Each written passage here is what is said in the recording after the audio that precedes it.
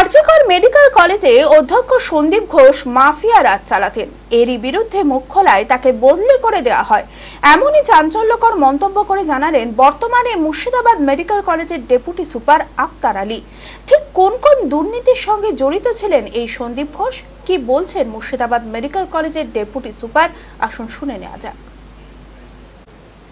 মানসিক স্বাস্থ্যের জন্য সবার আগে যে নামটি মনে ভেসে ওঠে, সুস্থ মনের ঠিকানা মনোবীক্ষণ। যোগাযোগ নাম্বার 7477799516।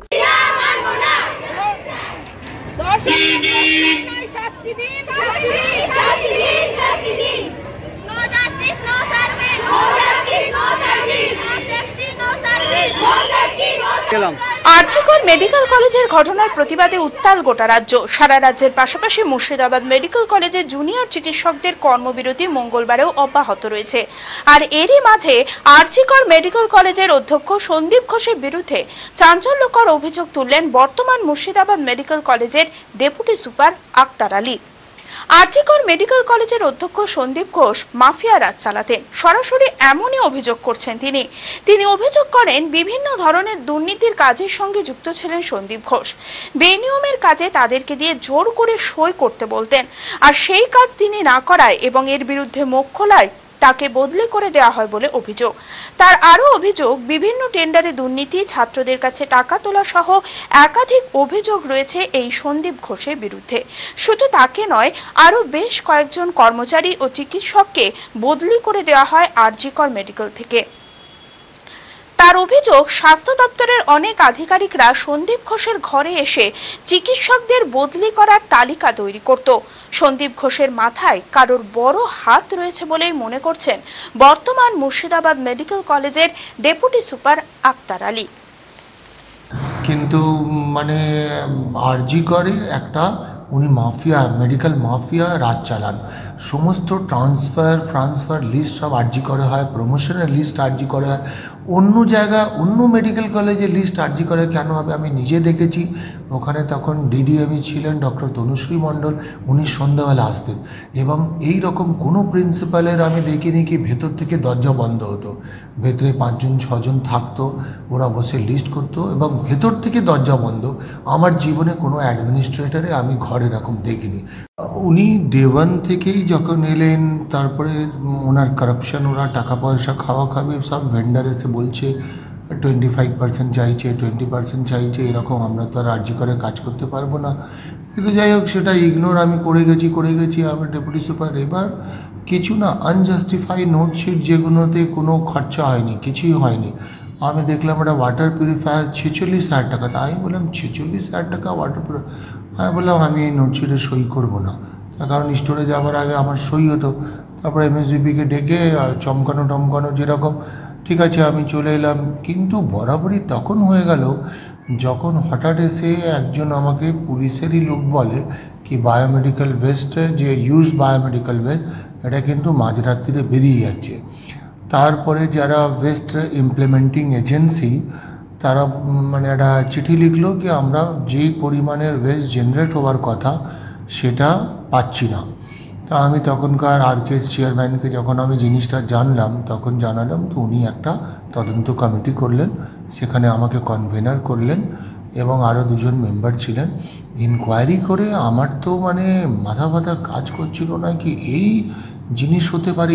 এভরি অল্টারনেট ডে 500 থেকে 600 কেজি ইউজড ওয়েস্ট, মানে use syringe, use saline bottle, hand gloves, এগুলো বেরিয়ে যাচ্ছে এবং ওগুলো মধ্যে যারা চ্যানেলাইজ আছে তার মধ্যে 2জন বাংলাদেশি সিটিজেন ছিলেন, রবি আর পাঁচু বলে। তা আমাকে তখন নানা রকমভাবে প্রেশারাইজ করার চেষ্টা করা হয়েছে যাতে আমি, যে 2জন ছিল তার মধ্যে একজন ওনার সিকিউরিটি, অ্যাডিশনাল সিকিউরিটি ছিল প্রিন্সিপালের, আর একজন অ্যাডিশনাল মেডিকেল সুপার, তাদের ইনস্ট্রাকশনে মালগুলো বাইরে বেরোতো। এবার তাদের নাম আমি দেব না, এটার জন্য আমাকে নানা রকম প্রেশারাইজ করা হলো এবং আমি যখন মানলাম না তখন আমাকে ভয় দেখানো হলো। আমাকে ওই যে ছেলেটা আছে আফসার খান বলে, ও বললো আপনি বাইরে বেরোলে আপনাকে আমি দেখে নেব। তা আমার মনে আছে মার্চ মাস ছিল, মোস্ট লাইকলি 20 মার্চ হবে 2023 সালে। আমি 11টার সময় রিপোর্ট সাবমিট করি, আমার ইনকোয়ারি রিপোর্ট। 1টার সময় আমার ট্রান্সফার অর্ডার বেরিয়ে যায়, আমাকে হেলথ রিক্রুটমেন্ট বোর্ডে ট্রান্সফার করে দেয়। আমি চলে যাই, তারপরে পুরো কমিটি ভেঙে দেয়, তারপরে যা ইনকোয়ারি রিপোর্ট ছিল সব চেপে দেয়। ওনার দুর্নীতি এমন পরিমাণে ছিল কি ছাত্রদেরকে উনি পলিউটেড করতেন, মানে ওদের তোলাবাজি শেখাতেন।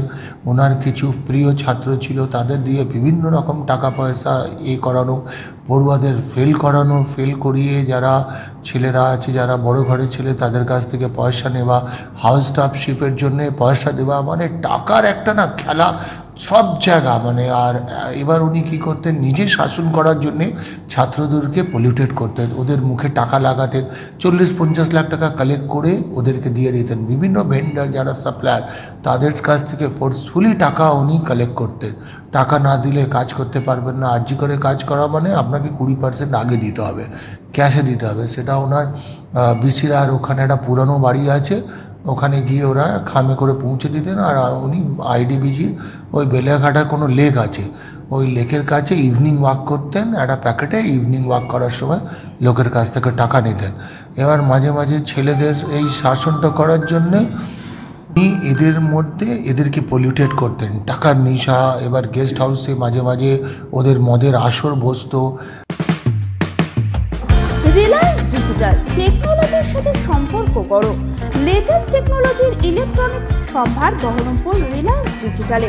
সাথে আছে সমস্ত কোম্পানির ওয়ারেন্টি, সার্ভিসিং, পার্সোনাল সার্ভিস ও 7 দিনের রিপ্লেসমেন্টের সুবিধা, দ্রুত finance, AC, fridge, washing machine, smart TV, Bluetooth speaker, smartphone, wrist watch, kitchen care, personal care, home appliance, আরও অনেক কিছু।